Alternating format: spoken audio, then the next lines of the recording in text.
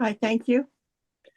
Good afternoon, everyone. I would like to call the meeting to order and acknowledge that we are in Treaty 1 territory, the home and traditional lands of the Ojibwe, Cree, and Dakota peoples, and in the national homeland of the Red River Métis. Our drinking water comes from Shoal Lake 40 First Nation in Treaty 3 territory. My name is Carrie Linklater, and I am your chairperson this afternoon. And I am joined by panel members via Zoom, Mr. Jerry Arnell and Mr. Brian Carlin. Our city secretary this afternoon is Mrs. Crystal Harland, and our city assessor is Mr. Roddy Pontanilla. We will be hearing applications for revision of the assessment roll in accordance with the Municipal Assessment Act. The matters for which revision is requested have been described in each application, and we will limit discussion to those matters. The statements that are made at this hearing are sworn testimony, and anyone speaking to the matters must be sworn in. Be advised that comparisons of assessments of properties are not considered evidence of market value by the Board of Revision. The Board of Revision is appointed annually by City Council and is independent of it and the City Administration. It makes its decisions on the basis of the evidence provided at this hearing and issues a written order that will be mailed to all parties as soon as possible. Please note that the board's decisions with respect to an application may be appealed to the Manitoba Municipal Board if the matter pertains to assessed value or classification, or to the Court of King's Bench if the matter pertains to the application of exemptions from taxation. Should you wish to appeal, information on how to do so will be included with the board's order. With respect to the hearing process, I will confirm the points of appeal with your property to be addressed with each applicant following the swearing in. We will then have the assessor's testimony followed by questions that the applicant may have, and then the applicant's testimony followed by questions. Each side will have an opportunity to summarize if they wish. Once all of the evidence about an application has been brought forward, the applicant may leave. The process will repeat for each item on the docket today. The session will close after all the applications have been heard, and the board will deliberate in private and make its decisions. You will receive the board's decision by registered mail as soon as possible. And as information, all public hearings are live streamed, recorded, and will be part of the public record. This afternoon, we will be hearing item number 4 on our docket. Mrs. Harland, would you please affirm the assessor and the applicant's testimony? Yes, Madam Chair. Mr. Assessor, would you please state your full name? Rodrigo Pontanilla. Thank you. Do you affirm that the evidence you are about to give at this hearing is the truth, the whole truth, and nothing but the truth? I do. Thank you. Mr. Applicant, would you please state your full name? Harry O'Frimer. Thank you. Do you affirm that the evidence you are about to give at this hearing is the truth, the whole truth, and nothing but the truth? I do. Thank you. Thank you, Mrs. Harland. Good afternoon, Mr. Reimer and Mr. Pontanilla. Hello. Nice to see you both. You as well. We are going to be going to item number 4 on our docket, which is 155 Smith Street. We are looking at assessed value. And Mr. Pontanilla, whenever you are ready, if you'd like to proceed. All right. Thank you, Madam Chair. So our first file up that we have is file 24-2206. The roll number is 1209-325-3000. The address is 155 Smith Street.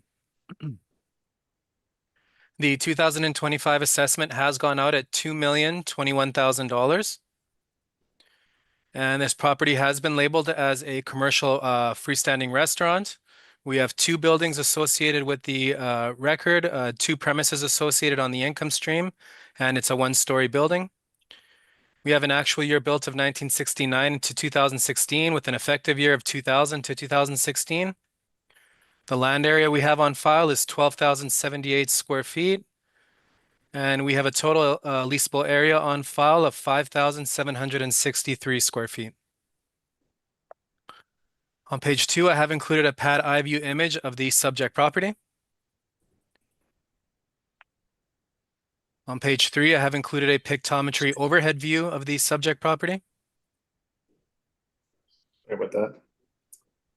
On page 4, I have a south-facing view and an east-facing view of the subject property.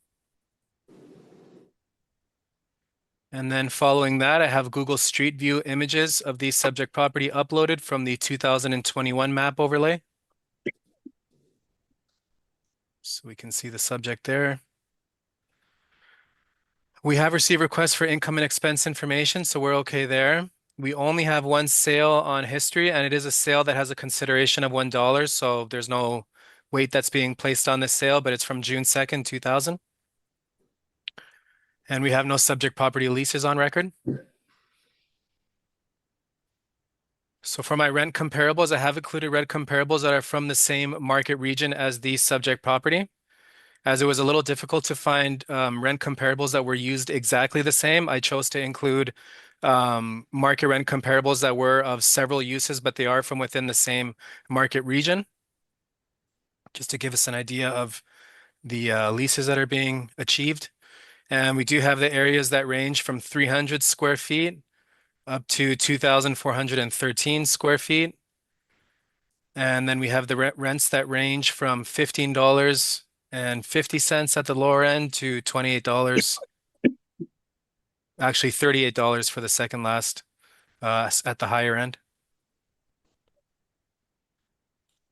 Following that, we do have the income stream for these subject properties. So we do have two premises associated with the income stream. They're both C4 standard restaurant premises.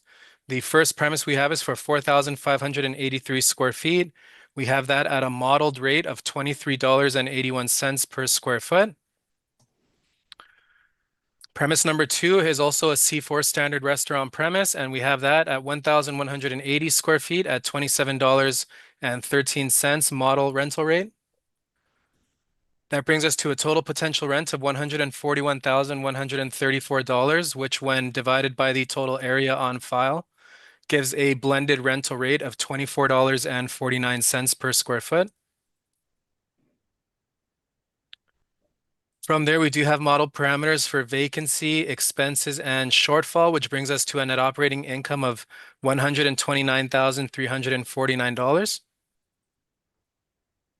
And then from there, we have a modeled cap rate applied of 6.40%, which gives us our total assessment of $2,021,000. Following that is a summary of the information that I've just provided. Following that is the City of Winnipeg's cap rate information that we provide in our briefs. Following that, we have excerpts of the Municipal Assessment Act that are pertinent to the discussion currently underway. And then following that, we have the 2022 income and expense mailer. And that takes me to the end of my presentation. Thank you. I thank you. Mr. Reimer, did you have any questions for the assessor? Yes, thank you, Madam Chair.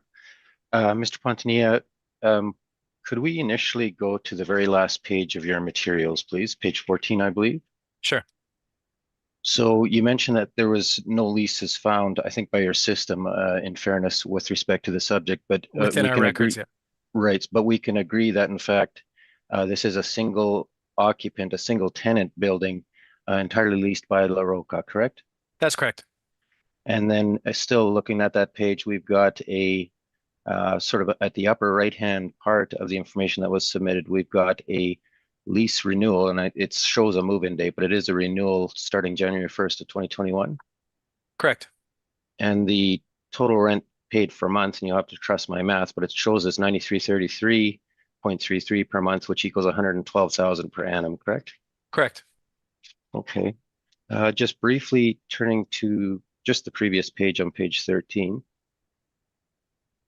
Yep. So this is the income, the operating statement for the year 2022. Correct. And again, at the top of that, it shows the commercial rent of, for all intents and purposes, 112,000, and also discounts then provided to this tenant, correct? Correct. Okay. Could we go to then briefly to your page 9, please? Yep. And you've alluded to this. This is entirely model driven, right, from the rents down through the cap rate? Correct. Okay.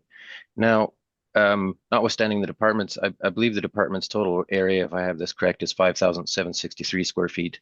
For the information of the board, there's a slight difference with what's reported, but in any event, for our purposes, so again, this is a single tenanted building and they lease the entire property, including both of these premises, correct? That appears to be so, correct? Okay. Now, so my question really is, and I'm looking at the information towards the top of page 9. Do you know why the department split these two premises out between the 4583 and the 1180? No, that's actually something that I noticed as well. Looking at our internal records, it does show that we have the top premise 22866. That's actually dedicated to the first floor. And then the adjoining premise underneath 26361, we have that listed as the mezzanine. Okay. And again, though, we could agree, so that's the mezzanine space, but we could agree there's just La Roca is leasing this entire property, the Yes, main I floor. can. Okay. Yes, I can And agree with so, that.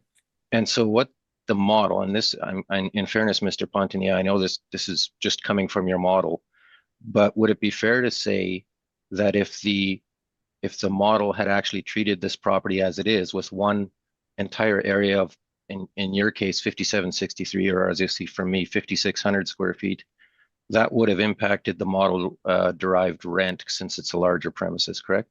That's correct. Okay. Last question, Mr. Pontinia, the cap rate of 6.4%, the department hasn't provided you with any specific sales data that would indicate how the 6.4% was derived, correct? That's correct. It's a model-driven cap rate. Madam Chair, those are my questions. Thank you. I thank you. Mr. Carlin, any questions to the assessor? No, thank you. And Mr. Arnell? Just the one. Has this place been inspected? I have not done a physical inspection. So I've done all the work from my desktop and yeah, I did the best I could to understand the property, but I have not been inside. Okay, that's all I had. Thank you. Thank you. Mr. Pontini, I'm just wondering if you have anything in your notes as to when this property was last inspected or any further information about the mezzanine? Looking at my notes, there's nothing that jumps out at me for any sort of assessor notes that were linked to the record. So I'm unable to say when the last time a physical inspection was done on the property. Okay, thank you. So I'm just wondering, you know, we've got these two different rates in these two different areas. So, and it's model driven, correct? Correct. So what has the model, or do you know why the model has given the mezzanine a different rent? Is it just based on square footage? It could be based on square footage. That could be a factor. So it's considerably smaller than the main floor. You'll note there that the 1,000. So Mr. Reimer had alluded to the difference that a model does when it's treated as one unit total versus split into two premises. So I don't disagree with his observation of that. There could have been an effect on the modeled rental rate had the whole 5,763 square feet been in one premise. But that's the information that we had on record that I was working with at the time. So there could be an effect on it. I wouldn't doubt that there could be an effect on the rental rate should it all be in one premise for square footage. All It's right. just the way we had it for now. So with the information that I had, I couldn't really make a judgment call on whether to put it all into one spot or not. I just didn't have the information to make that call. So I was willing to just go with what we had on record for it. Okay. And just in regards to your cap rate at 6.4, this is a 1969 building, correct? Correct. You know, and I realize there's an effective date of, I guess, sort of 2016, but can you speak to what the upgrades to the building may have been? Do you have any information on that? I don't appear to have anything in front of me right now that would allude to that. Yeah, just based on the information that I have in front of me, I don't really have anything that I can speak as to any major structural work that was done. I can allude that like when I did my visual, we did have 13 there are 13 records that we have. Going down here through the information that I had looked at, I did find a couple high value permits. We had one in 2016 for 360,000. So that could have been where the decision was made at the time. We had another permit from 2015 for $150,000. So those permits are in our system. So that must have been at the time where the assessor who was doing the work on it must have then decided to increase the effective age as some work was done on the property. All right, thank you. And just one more question in regards to your cap rate of 6.4. Sure. On your page 11, you do not have a category for restaurants, correct? That's correct. Yep. I've always wished that we would have something that we can point to there, but we don't have anything for freestanding restaurants. So. Right. Okay. Thank you, Mr. Pontanilla. Mr. Reimer, if you would like to proceed with your brief. Thanks, Madam Chair. If we could initially go to our main submission, there's two documents that should be in the boards and in Mr. Pontanilla's possession, the main brief and then also the capitalization rate study. So if we could start with our main brief, and when you have it, Madam Chair, if we could go to page 15 initially, and please let me know when you're there.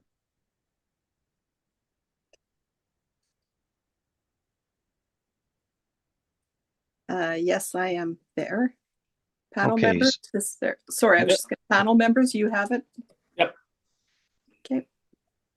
So on page 15, I figured I would start with the differences in the valuation, and I'm going to work backwards from there a little bit. So the what we've got on page 15 is a suggested value this afternoon of $1,461,000. That in turn is based on the paid rent by La Roca Limited of $112,000. And that, Madam Chair, if you recall my question of Mr. Pontanilla, there are actually rental discounts that are provided from that, but we have not included the discounts. We've included the face rate of $112,000 prior to the discounts being applied. So there's two main valuation factors that are under examination this afternoon, one being the rent, the other being the capitalization rate. So we applied a capitalization rate in this case of 7%, resulting in, as you can see there, in the value of $1,461,000. So I'll turn initially to the rent. If I could ask the board members and Mr. Pontanilla, and this is just quickly going over again the same information that we both provided. If you go to our page 20, and this is the same rent roll that was provided by Mr. Pontanilla and his evidence. It is, I can confirm, this is a lease renewal. It's not the original lease, but a lease renewal on January 1st of 2021 with the total monthly rent, net rent of $9333.33, which in turn equals, for all intents and purposes, $112,000. If you go to then the page prior, should be page 19, again, there was some rental discounts applied. So the face rate is shown at the top of that operating statement, $112,000. Rental credits, though, or discounts were provided in the amount of $18,666.66. That I'd suggest, Madam Chair, with quite a high degree of certainty reflected the difficult conditions at the time of that lease renewal, which of course related to the pandemic, and therefore the lease deferral or the rent deferral indicated there was applied by the landlord, quite bluntly, to keep the operations going under the terms of the lease. And again, I go back to we're not applying those discounts. We are applying the face rent of $112,000 in our analysis. So then just to tie up sort of the last part of the discussion on the rental rate, if you go back to our page 13, and this is admittedly quite a large set of data that we'd compiled with respect to the rest. These are all restaurant tenancies. Some of them are located a ways out of the central business district, but there are several that are either in the central business district or very close to it. And I'll just reference the index numbers for the board's reference. So indices 13, 14, 17, 22, 32, and 34. Those are the lease indicators within the central business district, or in the case of index 34, just a stone's throw away on Waterfront Drive. I do note that index 21 is the subject at Smith Street at the $20 rate. So the overall range of market rents or market indicators for restaurant space is very consistent actually as between what Mr. Pontinia has presented and what we've presented.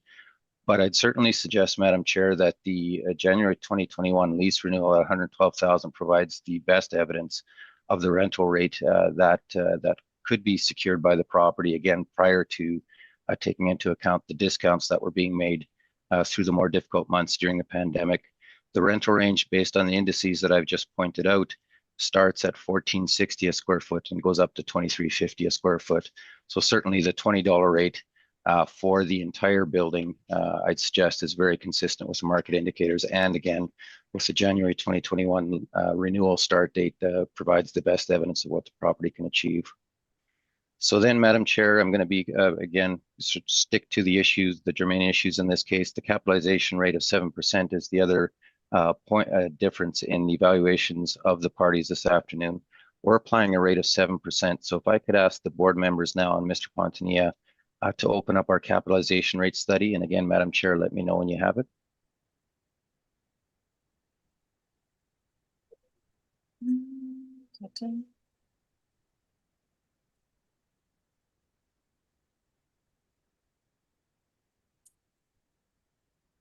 Yes, I have it. Thank you. Thanks, Madam Chair. If we could go to page 19, please. And again, for the sake of brevity, Madam Chair, I'm going to get to the I'll leave it with the board. If you have any questions, by all means ask me, but I'll be try and be quite concise in the document to save everyone a little bit of time. So on page 19, this is a listing of the properties that we have in our retail capitalization rate studies. You can see there's a total of 13 properties. Certainly what I'd suggest to the board and this afternoon, you see the property types there, and those properties that have the coding CMRWC, those are retail warehouses. They would not be comparable to the subject. But certainly there are properties there that would have the smaller retail properties that have restaurants as part of the income stream, and certainly would provide a good indication of the expectation of the rates of return and the capitalization rates for the subject. Specifically, comparable number 3 is on William Avenue, which is admittedly outside of the central business district, but it is located very, very close to the Health Sciences Center and actually has 3 restaurant tenants in it. And that capitalization rate, as you can see there, is 7.15%. Similarly, comp number 9, which is on Corridon Avenue. This is a much newer building. And again, 4,693 square feet, so reasonably close in size. That has 1 restaurant in it and 2 other tenants, and it had a cap rate of 6.75%. I note with interest that the transactions closest to the reference date are represented by indices 4 and 13. And to be clear, neither of these properties is comparable to the subject, but I do note with interest that the capitalization rates indicated by those 2 properties, the lower one being 6.87% and the higher one being 9.13%. The reason that those would be of interest is, if you recall, if you've had a chance to read through our study, interest rates had, of course, spiked substantially by the time the April 1st, 2023 reference date had come along. And that, of course, would in turn have a significant impact on the capitalization rates as the cost of money gets higher, and the potential for alternate investments with higher interest rates was also available through those increases throughout 2021 and 2022. So what we're suggesting, Madam Chair, is that the 7% rate fairly reflects the subject property as a restaurant, not the easiest business to be in, and certainly that's evidenced by the discounts that were being provided by the landlord. And for all of those reasons, we suggest the 7% rate stands to reason in this case. So subject to any questions the board might have, and Mr. Pontinia, that would be my presentation. Again, going back to page 15 of our main submission, the requested value this afternoon is $1,461,000. Thank you. Thank you, Mr. Reimer. Any questions, Mr. Pontinia? I have no questions. Thank you. I thank you. And Mr. Carlin, any questions? No questions, thank you. And Mr. Arnell?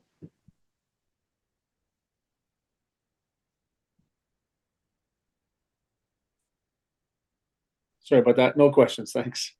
Thank you. Just one question, Mr. Reimer, did you happen to inspect this premise?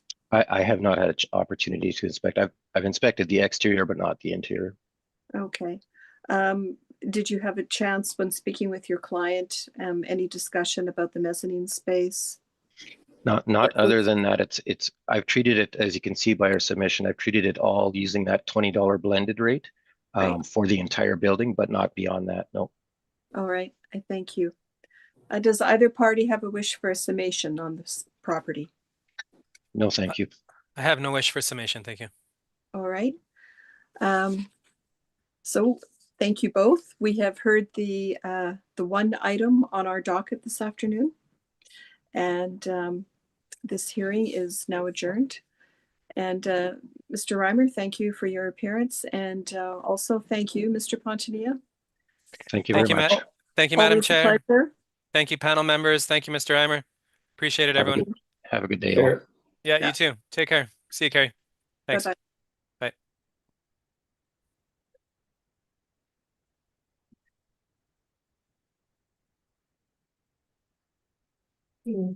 I will go take us offline, Madam Chair. Thank you, Mrs. Harland. Just a moment, please.